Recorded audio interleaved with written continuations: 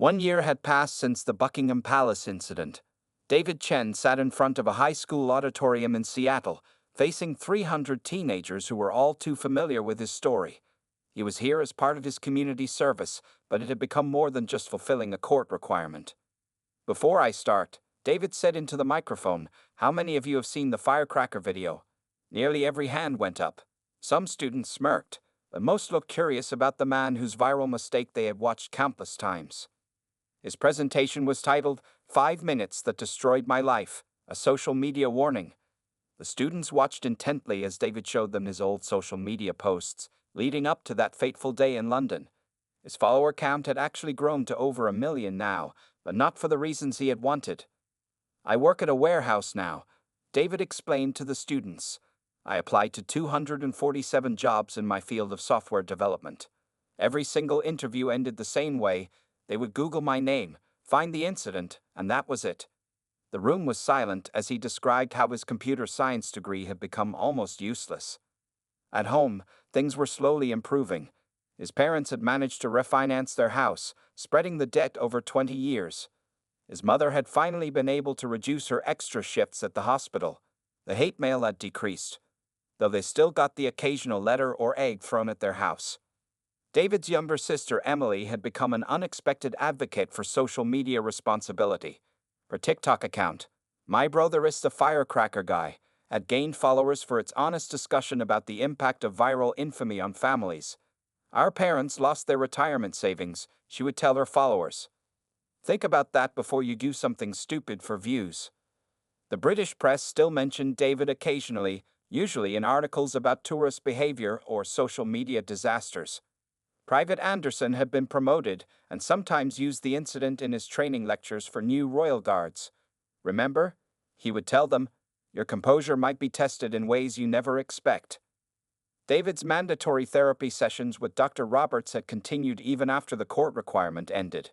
"You're handling this better now," the therapist noted during their latest session. "You're turning your mistake into a lesson for others." The £50,000 fine was still far from paid off. David lived in a tiny studio apartment, using most of his warehouse salary to make payments. His old gaming computer had been sold months ago. His meals were simple, and he hadn't bought new clothes in a year. But slowly, penny by penny, he was paying his debt. Some unexpected support had emerged. A documentary filmmaker named Rachel Torres contacted David about featuring his story in a series about social media's impact on society. "Your story isn't just about a tourist prank," she told him. "It's about how the internet age can amplify one bad decision into a life-changing disaster." David's old social media accounts remained as digital museums of his downfall. He had stopped posting entirely, but kept them active as part of his presentations. "Look at the comments," he would tell students, scrolling through thousands of messages calling him an idiot, a criminal, a disgrace. "This never goes away. The internet never forgets." The youth center where David volunteered had made him a regular speaker. Teenagers actually listened to him because his story was real, not just another adult telling them to be careful online. Some had even defended him against trolls in comment sections, saying his presentations had changed their perspective on social media behavior. One evening, as David walked home from work, a tourist recognized him on the street. Instead of mocking him, she asked if she could take a picture with him. "My son saw your presentation at his school," she explained. It really made him think about his own social media use. David declined the photo request politely. "I'm not an influencer," he told her. "I'm just someone who learned a very expensive lesson about chasing internet fame." The tourist nodded understanding and thanked him for being willing to share his story with others. Later that night, David received an email from a college professor asking him to speak to a class about digital citizenship. As he typed his response, he looked at the small calendar on his desk. 9 more years until his UK ban would be lifted. He had already promised himself that if he ever returned to London, he would visit Buckingham Palace again. This time as a respectful tourist who had learned the hard way that some moments of fame come at far too high a price. The final court hearing arrived on a rainy London morning. David Chen had flown back to the UK under strict visa conditions just for this day. His lawyer, Margaret Thompson, had prepared him for what was coming, but nothing could truly ready him for the weight of this moment. Judge Edward Blake's courtroom was packed. Journalists filled the public gallery, their pencils poised to record every detail. Private Thomas Anderson sat in his military uniform, representing the Royal Guard. Several tourists who had witnessed the incident were present to give their statements. "All rise," the court officer announced as Judge Blake entered. David stood, his legs shaking slightly. He had lost weight since the incident, and his once trendy clothes now hung loose on his frame. His parents sat behind him, having spent nearly all their savings on flights, hotels, and legal fees. The prosecutor, Richard Bennett, presented the final evidence. The court watched the complete video compilation. David's live stream, tourist recordings, and security camera footage. Each angle showed his reckless action in painful detail. Some people in the gallery gasped when they saw how close the firecracker had landed to the Royal Guard. "Your Honor," Bennett began, "the Crown seeks maximum penalties. Mr. Chen's actions were not just foolish, they were dangerous and premeditated. He brought illegal explosives into our country specifically for this stunt." Margaret Thompson then stood for the defense. "Your Honor, my client fully accepts responsibility for his actions. He has shown genuine remorse and has already suffered severe consequences. His career is destroyed, his family is in debt, and his future employment prospects are severely damaged." David had prepared a statement. Standing with trembling hands holding a piece of paper, he addressed the court. "I am deeply sorry for what I did. I was caught up in trying to become famous on social media. I didn't think about the danger I put people in, especially Private Anderson. I've lost everything because of my stupid decision. But worse than that, I've hurt my family and embarrassed my country. I know I deserve punishment, but I hope to use this experience to warn others about the dangers of seeking social media fame." Mrs. Chen wiped tears from her eyes as her son spoke. Mr. Chen held her hand tightly, his face showing the strain of recent months. They had sold their second car and taken out 3 loans to handle the mounting legal costs. Judge Blake listened carefully to everyone's statements. The tourist witnesses described the panic and fear they felt. A child psychologist testified about the trauma some young visitors had experienced. The palace security team detailed how the incident had forced them to revise their protocols. After 4 hours of testimonies, Judge Blake was ready to deliver his verdict. The courtroom fell silent. "Mr. Chen," he began, his voice firm but not unkind, "your actions could have had tragic consequences. However, I acknowledge your guilty plea, genuine remorse, and the severe personal consequences you've already faced." The judge continued, "The sentence of this court is as follows: a fine of £50,000, a suspended prison sentence of 18 months, a 10-year ban from entering the United Kingdom, 200 hours of community service to be served in your home country, mandatory participation in a social media awareness program." David nodded slowly, accepting each part of his sentence. The fine would take years to pay off, but at least he wasn't going to prison. His lawyer had warned him it could have been much worse. As the court adjourned, Private Anderson approached David. It was their first face-to-face meeting since the incident. The Royal Guard's expression was stern but not angry. "I hope you've learned something from all this," Anderson said simply, before turning and walking away. David watched him go, understanding that this brief encounter was more mercy than he deserved. Outside the courthouse, reporters swarmed around David and his family. His lawyer helped them navigate through the crowd to a waiting car. Tomorrow's headlines were already being written. "Firecracker tourist learns expensive lesson, and social media stunt costs American £50,000. On the flight back to Seattle, David stared out the window at the London landscape disappearing below. He wouldn't see it again for at least 10 years. His phone, once his constant companion in the quest for likes and follows, stayed off in his pocket. He had finally learned that some kinds of attention come at too high a price. Back in Seattle, David Chen's apartment felt like a prison. After his deportation from the UK, he had returned to find his life completely changed. His phone buzzed constantly with hate messages from strangers, and his email inbox was flooded with angry letters from people around the world. Mrs. Chen was sorting through another pile of mail at their family home. Most were letters condemning David's actions, but some were even worse, threats against the family. Mr. Chen had already installed security cameras around their house after someone threw eggs at their windows last week. "Another job rejection," David said quietly, staring at his laptop screen. It was his 15th rejection this month. Every time a company searched his name online, they found the same thing. Hundreds of news articles about the Buckingham Palace firecracker incident, and millions of social media posts calling him the worst tourist ever. His younger sister, Emily, walked into his room holding her phone. "David, you need to see this," she said hesitantly. A new TikTok trend had started where people were reenacting his incident, mocking his actions with the hashtag #DontBeDavid. The videos had over 100 million combined views. At his parents' suggestion, David had started seeing Dr. Roberts, a therapist specializing in social media-related trauma. "The internet never forgets," Dr. Roberts explained during their session, "but we can work on how you handle this new reality." David's former best friend, Mike, had stopped talking to him. Mike worked at a local tech startup, and his boss had warned him that associating with David could hurt the company's image. Their 10-year friendship had ended with a simple text message: "Sorry, man, I can't risk my career." The financial impact was crushing. David's savings were gone, spent on legal fees and fines. His parents had remortgaged their house to help him, and now his mother was working extra shifts at the hospital to help with the payments. The guilt ate at him every time he saw her return home exhausted. One morning, David received a call from a journalist named Sarah Martinez. "I'm writing a feature about viral infamy," she explained. "Would you be willing to share your story as a warning to others?" David declined, but the article was published anyway, using public court records and social media posts to detail his downfall. His old gaming community had banned him.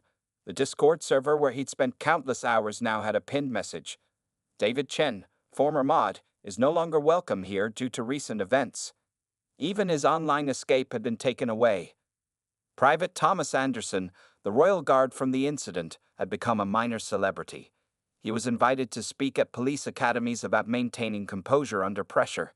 Each time his story was shared, David's name came up as the foolish tourist who had tested that composure.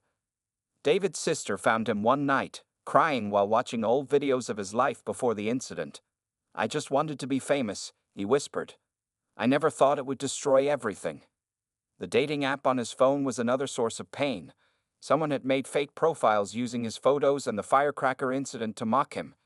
Every real match ended the same way: they would Google his name, find the story, and unmatch immediately. His neighbor, Mrs. Thompson, who had known David since he was a child, still brought him cookies occasionally. "This too shall pass," she would say, but they both knew some things don't pass. They just become part of who you are. David started volunteering at a local youth center, trying to warn teenagers about the dangers of seeking social media fame. Most of them already knew who he was. "You're the firecracker guy," they would say, some with mockery, others with pity. At night, he would sometimes watch the sunset from his apartment window, remembering how different his life had been just a few months ago. His phone would buzz with another notification. Someone had tagged him in yet another post about tourist failures or social media disasters. The worst part wasn't the hate messages or the lost jobs. It was seeing the pain in his parents' eyes, knowing that their retirement dreams had been sacrificed to pay for his moment of stupidity. His mother's garden, once her pride and joy, was now neglected because she was working double shifts. As David lay in bed each night, his thoughts would return to that moment at Buckingham Palace. One decision, less than 5 minutes of his life, had destroyed years of work and relationships. His quest for viral fame had succeeded, but not in the way he had hoped. He had become famous not as an influencer, but as a cautionary tale, a warning to others about the devastating personal cost of a single foolish action in the age of social media. The morning sun barely reached through the small window of David Chen's detention cell at the London police station. It was his second day in custody, and his world was crumbling faster than he could process. His lawyer, Margaret Thompson, a stern-faced British attorney hired by his parents, sat across from him reviewing the mounting charges. "The situation is serious, Mr. Chen," Margaret said, adjusting her glasses as she read from a thick folder. "The Crown Prosecution Service is treating this as a major offense. They're particularly concerned about the premeditated nature of your actions. Bringing illegal explosives from America shows planning." David's eyes were red from lack of sleep. His designer clothes had been replaced with standard-issue detention center clothing, and his usually perfectly styled hair was a mess. "Will I go to prison?" he asked, his voice barely above a whisper. Meanwhile, at the Seattle-based tech company where David worked as a junior software developer, HR Director Janet Morris was holding an emergency meeting. On her computer screen was an email from the CEO. Terminate his employment immediately. We cannot have our company associated with this incident. Back in London, Detective Mitchell was preparing evidence for the prosecutor. She played David's live stream video again, pausing at key moments. David announcing his plans, showing the firecracker, the moment of throwing it, and the chaos that followed. Each frame was damaging evidence of his guilt. The video makes our case quite clear, the Crown Prosecutor Richard Bennett said as he reviewed the footage. You not only committed the offense but broadcasted it live. It's a textbook example of aggravated public disorder. In the courthouse, Margaret Thompson was negotiating with prosecutors. The terms being discussed were harsh. A £50,000 fine, immediate deportation, a 10-year ban from entering the United Kingdom, a criminal record that would follow him internationally. David's parents had mortgaged their house to pay for his defense. Mr. Chen, appearing much older than his 55 years, spoke to his son through a video call from the detention center's communication room. The bank approved the loan, he said wearily. But David, this will take us years to repay. Your mother had to postpone her retirement. He couldn't finish the sentence as tears welled up in his eyes. The media circus outside the courthouse grew larger each day. Reporter Lisa Jenkins from the BBC stood in front of the cameras. The American tourist who threw a firecracker at a Royal Guard faces court today. Sources say the prosecution is pushing for the maximum penalties allowed under British law. Inside the courthouse, David sat next to his lawyer as the charges were formally read. The judge, the Honorable Edward Blake, looked down at him with clear disapproval. Mr. Chen, Judge Blake began, his voice echoing in the quiet courtroom. You came to our country as a guest, brought illegal explosives through customs, consumed alcohol to excess, and endangered the lives of our royal guards and countless tourists, all for the sake of social media attention. Social media had indeed exploded.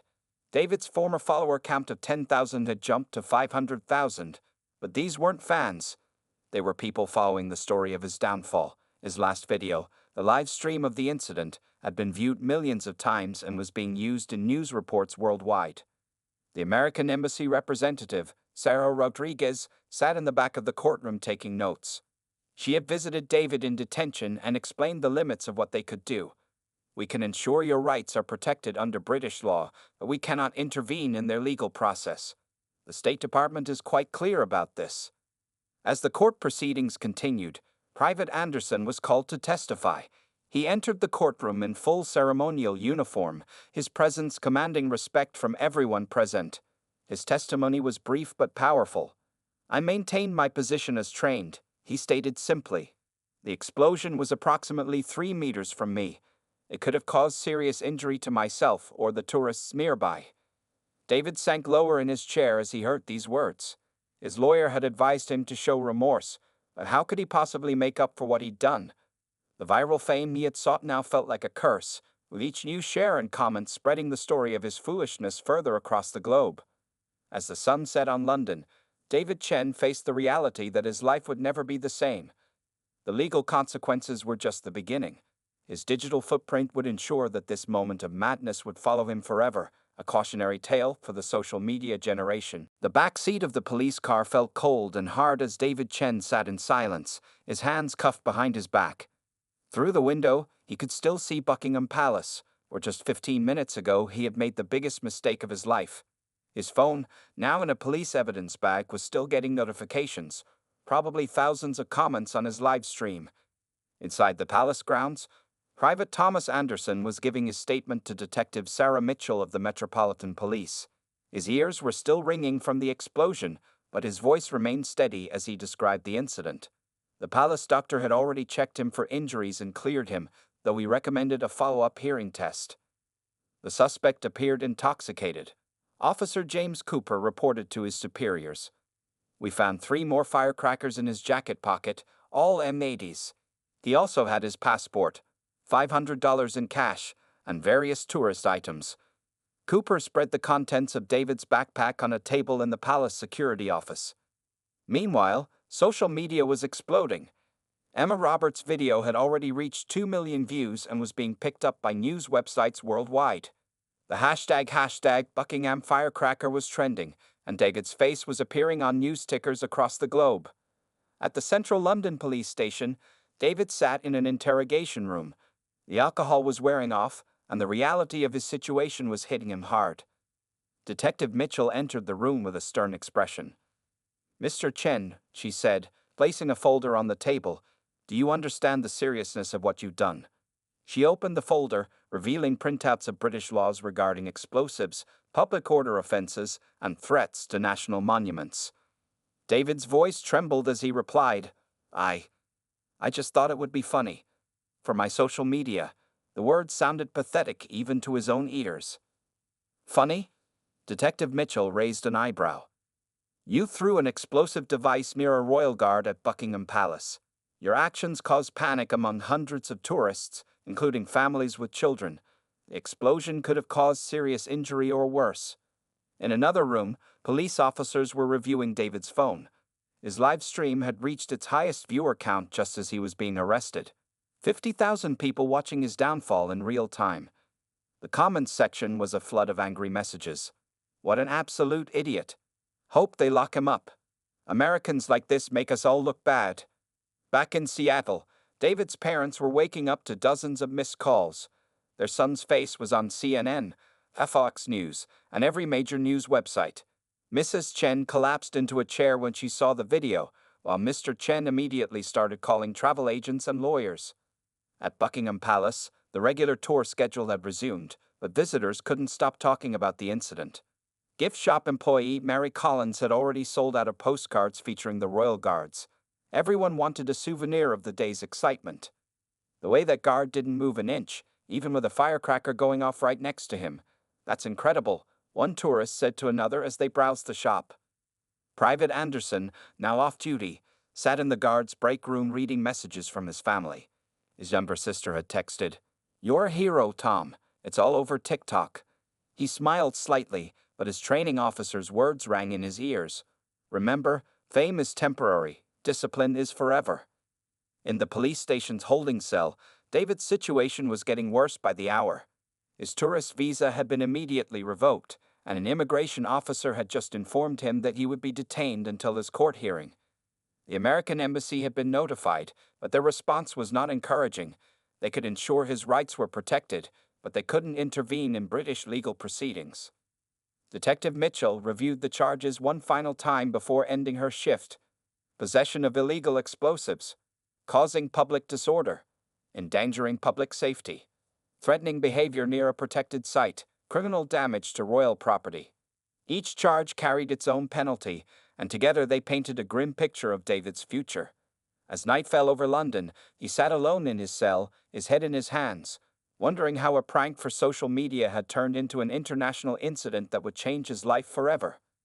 Outside the police station, reporters were already gathering. Tomorrow's headlines were being written, and David Chen's name would be remembered, not as the famous influencer he had hoped to become, but as a cautionary tale about the dangers of seeking internet fame at any cost. The royal guard stood perfectly still, his red uniform gleaming in the afternoon sun.